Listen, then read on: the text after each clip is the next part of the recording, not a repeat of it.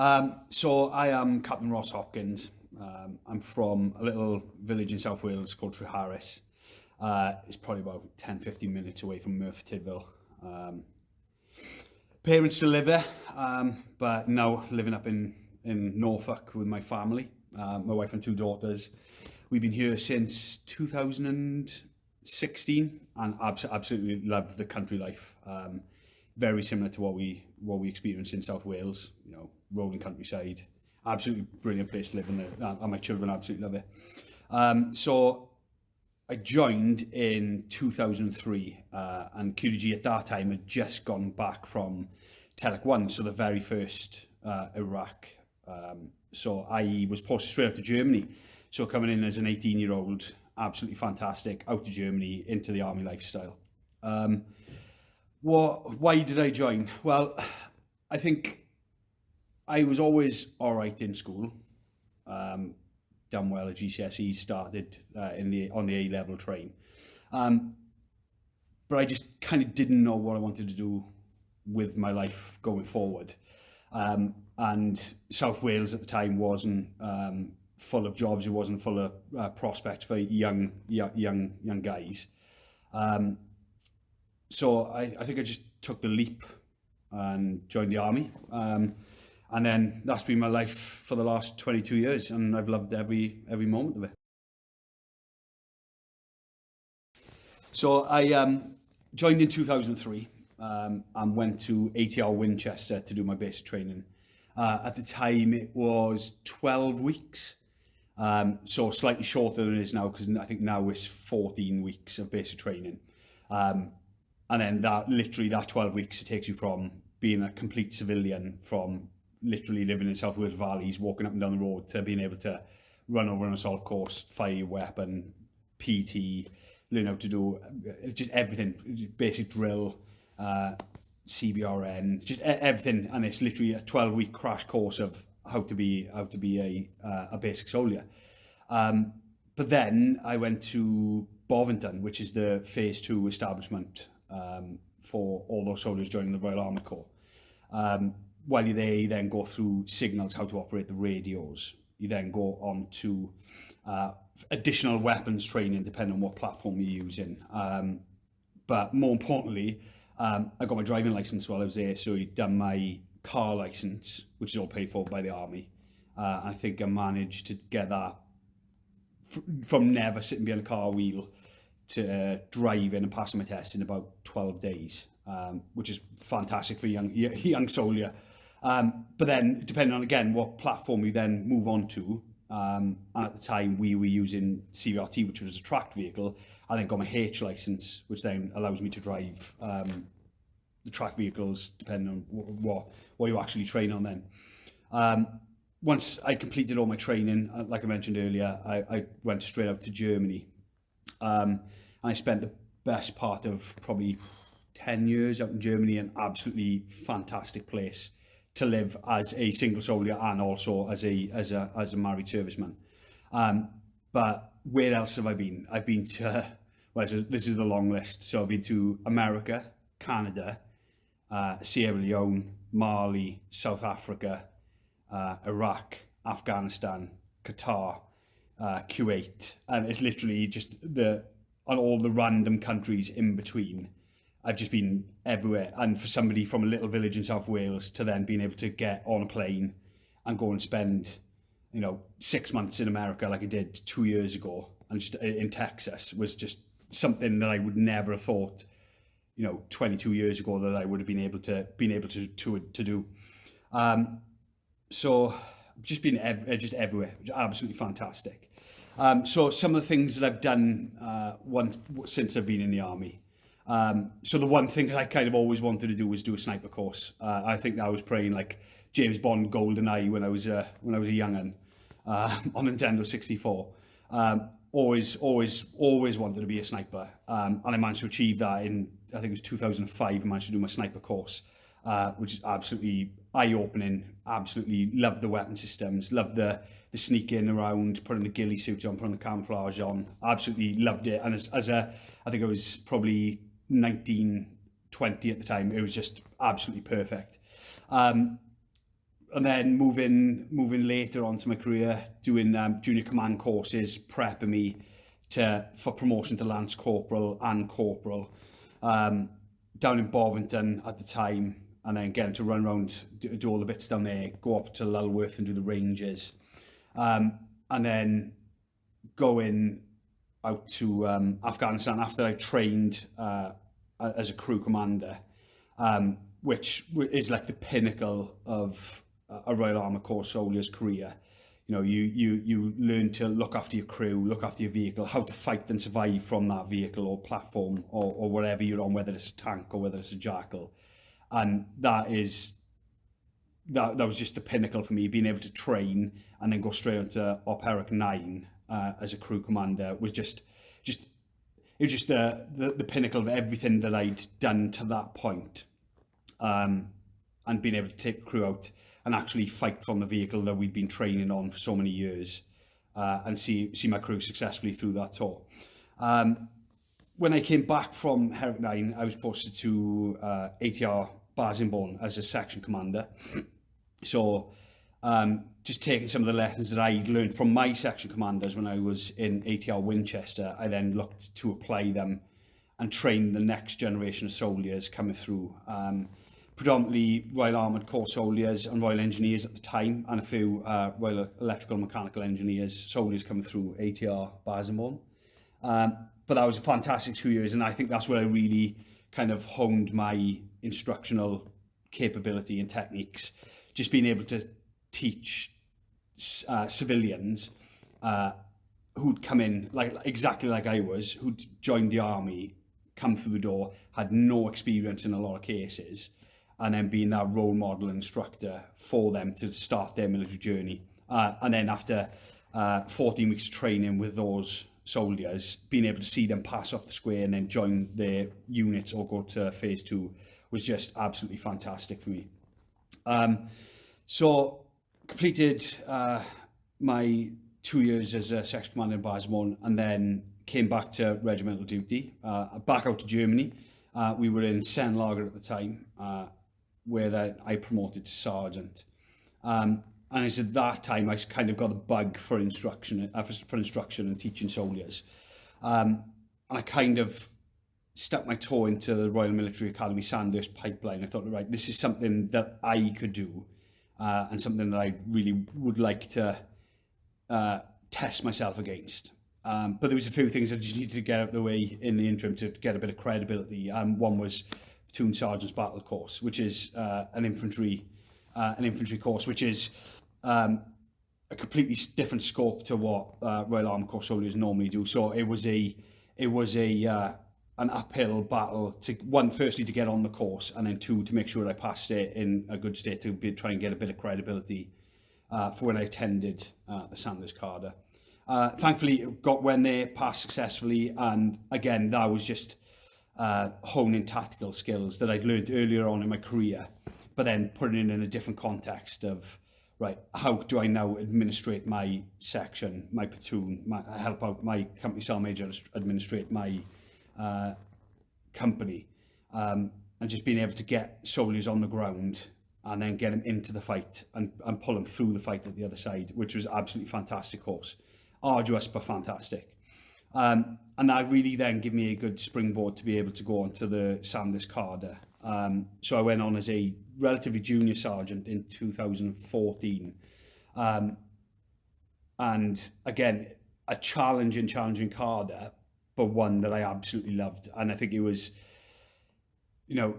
some way where, I had the bug for teaching soldiers, and it was just genuinely the pinnacle of instructional capability within the army is to be able to go and teach the next round of officer cadets. And I was successful, and I was the second QDG to ever be an instructor at the Royal Military Academy Sandhurst. The last couple of years we've had a third, so only 3 of us in QDG's history have gone there as instructors, which I was extremely proud of, my family extremely proud of, and it was just a fantastic 2 years. Sandhurst is a beautiful place. My family loved it, my children loved it, and it was just seeing other units and other senior NCOs from the infantry, the Royal Engineers, the artillery, or wherever they come from, just seeing what they can bring to the party just was completely eye-opening, and I think it just gave me a breathless perspective just to see not just the Royal Armoured Corps side of the army, but the wider army and what other units bring to the party.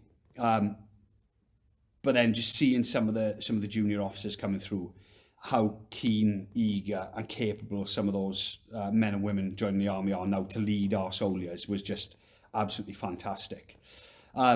So completed my 2 years there, and then came back to regimental duty yet again.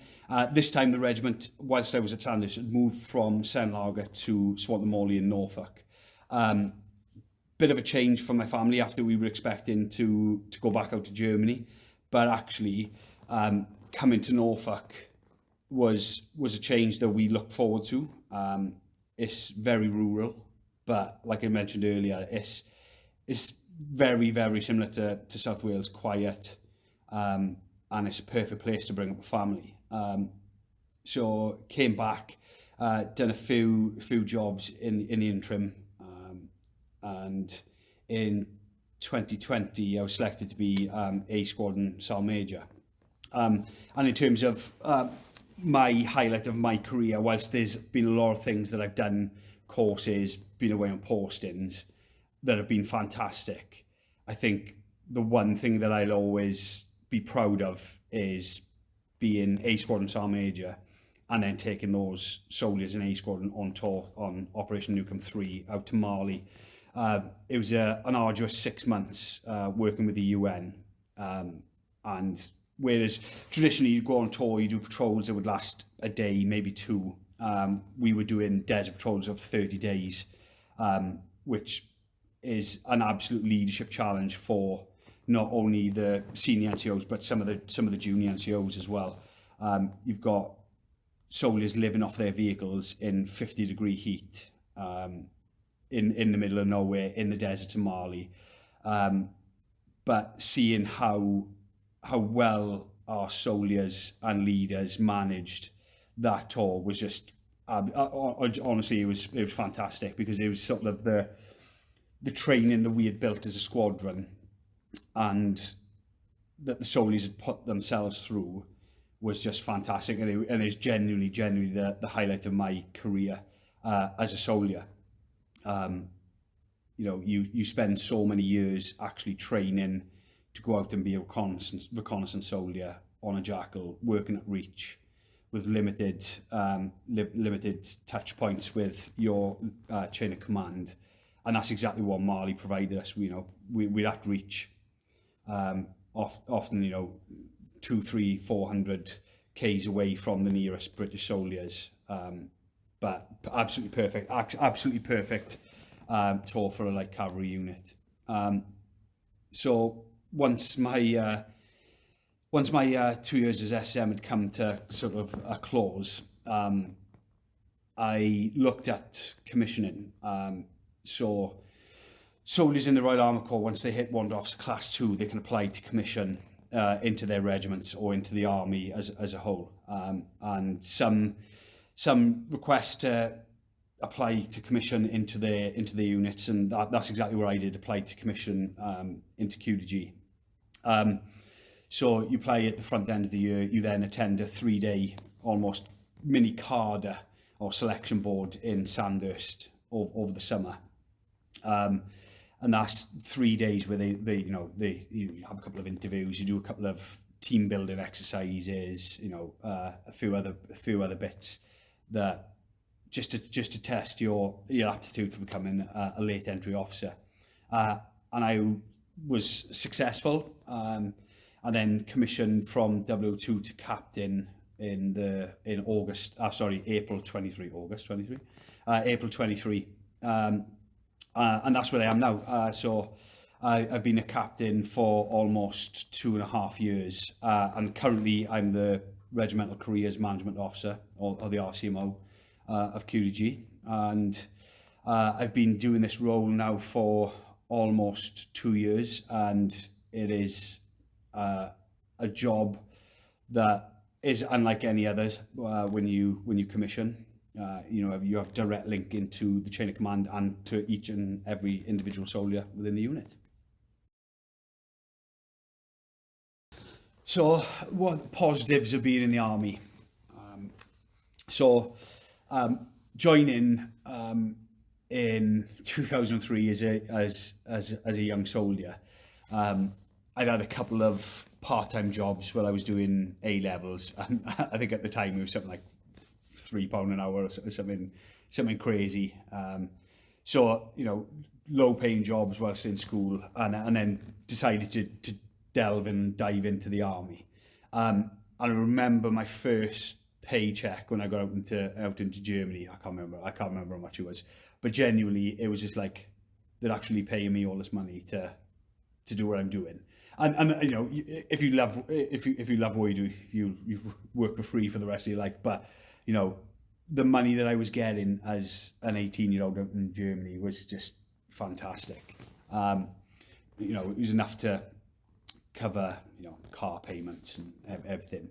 But then it was just being able to, it was money that I could actually go and experience Germany as well at the time, which was brilliant. And then you get a yearly, I think it's every April, you get a pay increase. And then every time you promote again, you get a pay increase. So throughout your career, your pay, you're not just stagnant on one wage. It goes up every 12 months anyway as your seniority rises. But then every time you do promote, you are then getting a slightly bigger jump. And I genuinely feel some of the young soldiers now, some of the pay they're getting, is absolutely fantastic, and it just allows soldiers stability. Could they get more? Absolutely, they could always get more. Some of the things that we ask our soldiers to do, is extremely challenging. I don't know, when we go away on tours, we get separation allowances, just to try and ease some of that burden, especially with younger soldiers with young families. Especially when you've got 2-3 young children away, and you've got a wife or partner at home.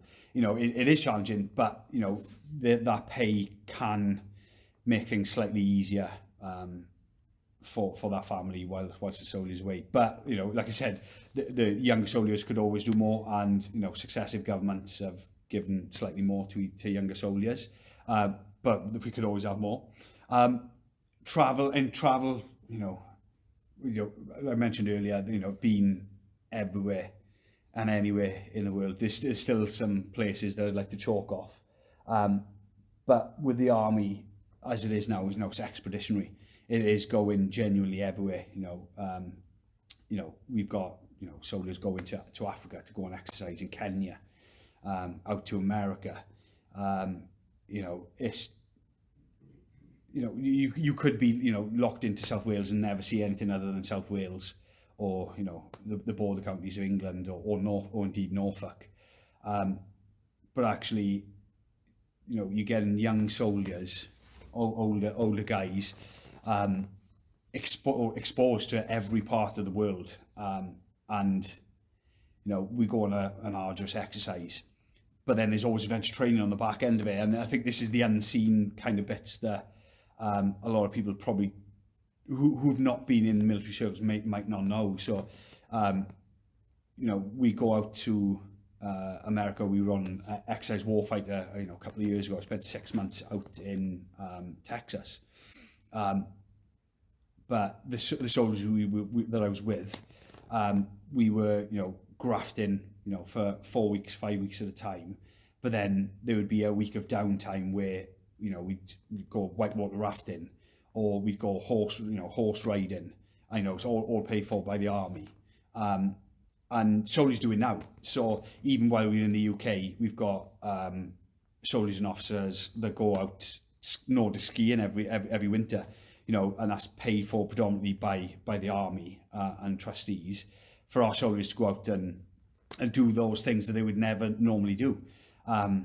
I remember being a section commander in Basenbourne, and there's a 10-day AT package. You go around team building around Brecon Beacons. You then go cave diving, whitewater rafting, canoeing, and I think it's just all these little experiences that would you necessarily do if you hadn't joined the army. You might do something if you go on holiday, and you might do a day of quad biking around the desert, but actually pushing yourself to your limit, doing caving with your friends when a couple of you are not quite sure and a bit claustrophobic. It pushes you and your abilities to the absolute limit, and that's what adventure training is there to do. It's one, to enjoy it, but it's also to then push yourself to do things that you wouldn't necessarily do. People have done skydiving. I know a couple of my close friends, absolutely terrified of heights, but then they've then gone on to do skydiving, and now they love it, absolutely love it, and it's something that they would never have considered doing 5, 6, 10 years ago, but now they do it in their own free time on the weekend because they've been exposed to that challenge. The socializing aspect, the military life and military friendship groups, there's nothing like it. Absolutely. And I know you build good friends in school and in your working life, but there's the element of the military life. You put through some of the hardest times that you'll ever experience as a person, as a soldier, but you're not doing it on your own. You're doing it with people you've been with for years. So some of my best friends now I've been friends with for the last 22 years. The welfare officer, the QMs, and some of the warrant officers now that have been in and around my life, my family's life, for the last 22 years, and we've been through some of the most difficult things people can ever go through. Whether that's challenging exercises, whether that's that adventure training and being stuck in a cave with them, or whether it's been in operations, being in those challenging situations where you are looking to the people to the left and to the right of you, and you're supporting each other through thick and absolute thin. But the family life and the friendships that you do gain, we all live on the same street. Our children are now best friends. We walk into each other's houses. It is genuinely something that I only thought ever happened in films, and people would walk into somebody's house without knocking. They'd go in the fridge. The QM comes in and nicks my food every lunchtime. He just makes himself a cup of coffee and sits down.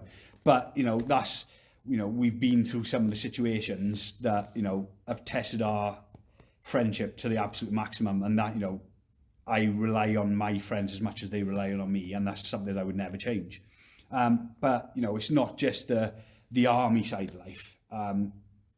It's I've played rugby since my father put a rugby ball in my hands and told me to run, and I've continued that through my army career. Getting slightly too old for it now, but the military rugby side, it goes hand in hand. The QG rugby team has been a part of my life since I've been a QG soldier, and you're going out on rugby tours. So the first rugby tour that I ever went on was to South Africa. I can't remember the date. It was like 2007. Never have considered going to South Africa, but I managed to go there and play a couple of games of rugby. And some of those guys played rugby with, have left the army now, but we're still close friends because we, at that bond, not just the army side, I had a good crack on a rugby tour, and like to keep my toe into the rugby team at the moment. Go up on a Wednesday afternoon and train with the young guns that we got coming through, and it's just that a civilian rugby team is brilliant.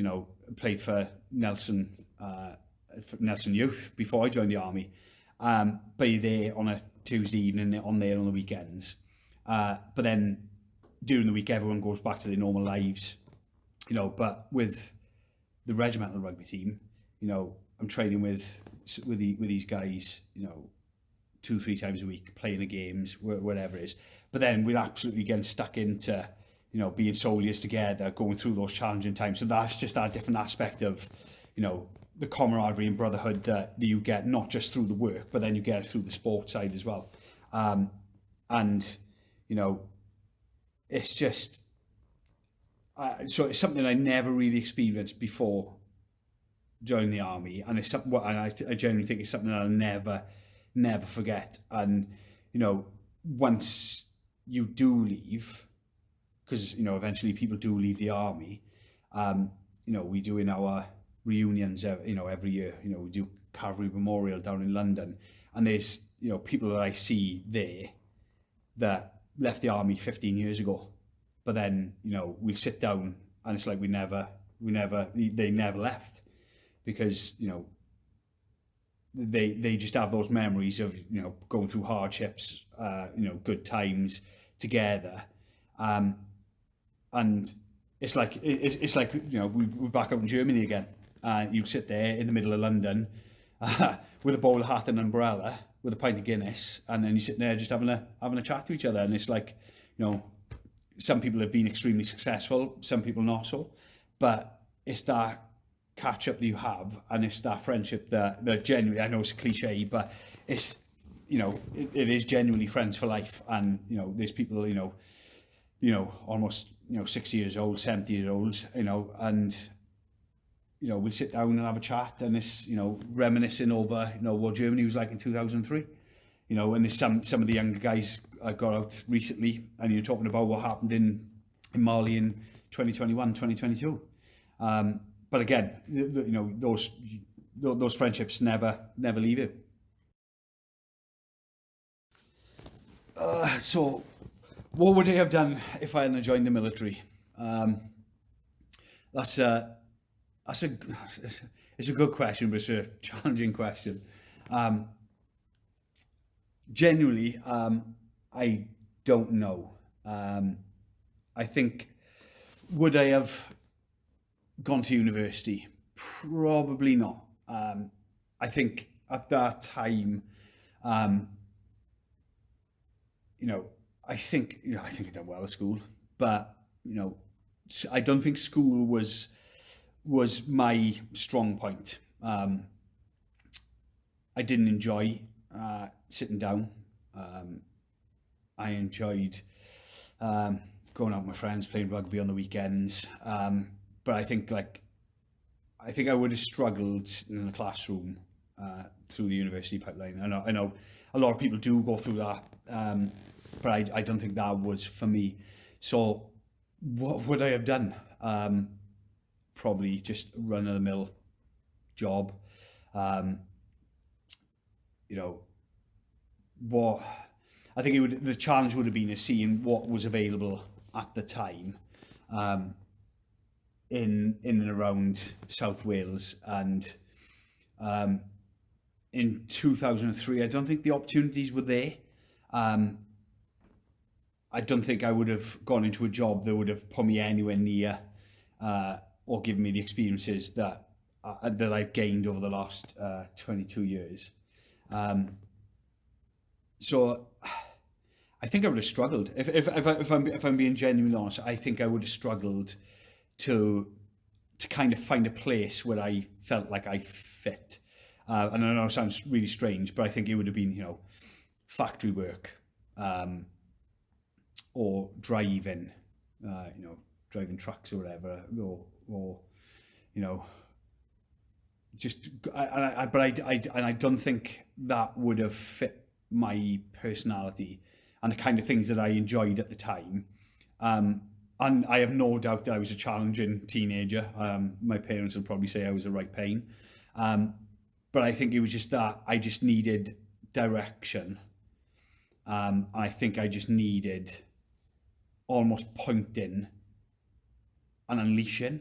And I know it sounds really mental, but I think I really would have struggled if I would have been in a static job on a factory line, And I think that I would have just kind of in and out of a couple of jobs, and then I think I probably would have been stuck in a job that I didn't really enjoy.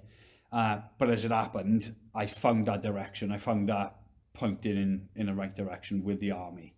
And I genuinely think that by taking the leap that I did, not only has it made me a better person as a whole, I think it's given me the stability that I needed and the challenge that I kind of needed to, to keep me still and to keep me focused. So I think if I hadn't joined the military, I think the only way I can describe it would have been bored. If I hadn't joined the army, I think I would have been bored. So would I do it all again? Absolutely, without even a second thought. You know, we've already spoken about the direction and kind of that's what I needed at that time in my life. So joining, as an 18-year-old, I wanted to be busy. I wanted to do things, but what the things were, I never really kind of knew myself. I'm really, really proud that I made the decision when I did, because I think if I hadn't made the decision when I did, I could have been stuck in doing something that I didn't enjoy.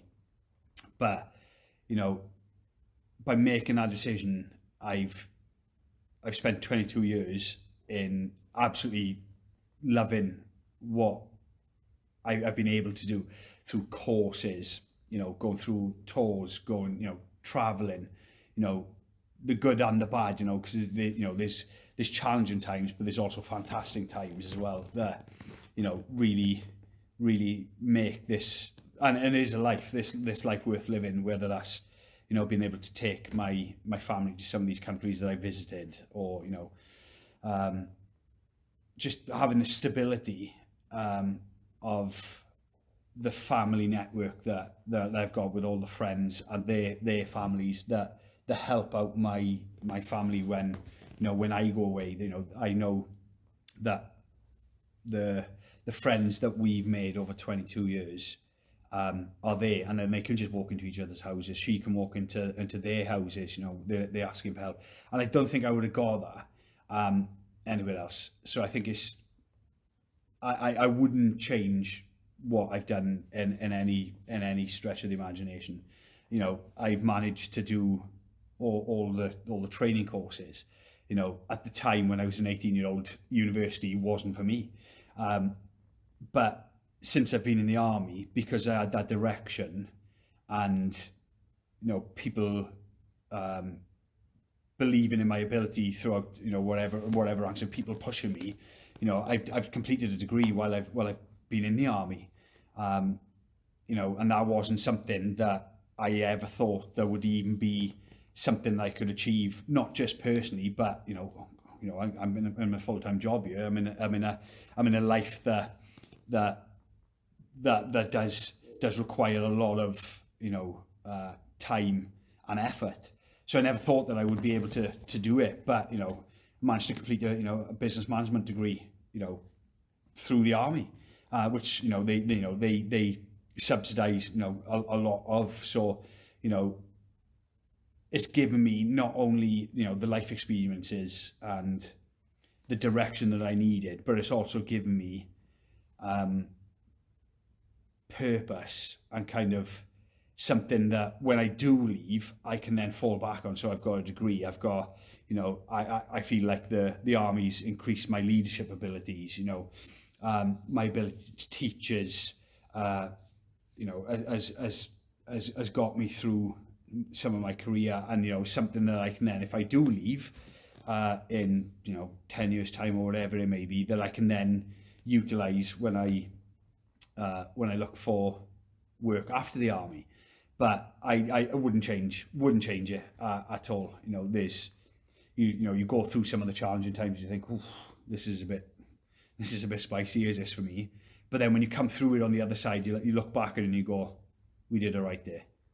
Whether it's, as a team or you, when you've been through something challenging yourself, you look back and you think, yeah, that was, that was tough, but, we did that. And I think that's something that's kind of made it all worthwhile for me, and it's something that I wouldn't change. I wouldn't change a bit of it. Wouldn't change any of it at all. So what advice would I give to anybody unsure of joining the military? So I think you need to research the military, because there's so many aspects and different roles within the Army, the Air Force, the Navy. I think going in blind would be challenging. So I think have a read around. The Army websites give a lot of information on what roles you can do, and I think if there's an inkling that this could be for you, just reach out. Just speak to somebody in a recruitment centre, or even online. With a live chat, you can have somebody. You're not committed by just asking questions. And then, if there is something that you want to do or want to look into, then just ask questions. QDG regularly have soldiers that go to South Wales, North Wales, and some of the border counties, and it's just an opportunity to speak to a soldier face to face. And they will give you the unfiltered truth. They will talk about their experiences. They'll talk about what the process would be should you wish to join the military. But I do think it's have a look around, ask the questions, and there's multiple places that you can ask those questions, and even if it is sending a message to the page, or to Instagram, to Facebook, or whatever it is, if you are interested in QDG, there's always links. You can send a direct message and you can say, right, I'm interested, I'm 19, I'm 18, I haven't got these quals, I have got these qualifications.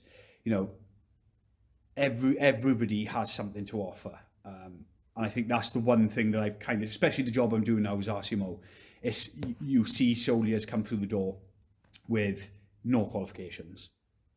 You see soldiers come through the door with loads of qualifications, but there's no distinction made between somebody with qualifications or without qualifications. If you have a want to serve and to be in the Army, Air Force, Navy, or whatever it may be, just ask the questions, because everybody brings something to the party, and some of the very best soldiers that I've had the pleasure of working with have come through the door with nothing, absolutely nothing. Come through from challenging backgrounds, and they have been some of the best soldiers and people, to be honest, that I've ever worked with. So don't be afraid. If there's something you want to ask, or there's something you're not quite sure of, just ask, just reach out, and if there's something you'd like to speak to somebody directly, by contacting the page, we can put you in contact with people for a quick phone call. Just what do you feel about this? What can you offer? What can the Army offer me? Because it should be what can we offer you just as much as what you can offer to us. And there's a lot of benefits to joining the Army, pay, travel, and some of the stuff that we've talked about already. But just if there's something in the back of your mind that you've always wanted to join, or you've seen something, think, right, I could do that, that's what I could do, I could do that, then do like be like Ross in 2003 and make the jump, because it's something that I've been absolutely proud to have been part of for the last 22 years, and something that's supported me through difficult times. But reach out, absolutely reach out. If there's anything that you're unsure of, then the only way you can not be unsure of it is by asking the questions. And whether that's the Army website or whether that's speaking to soldiers directly, just reach out.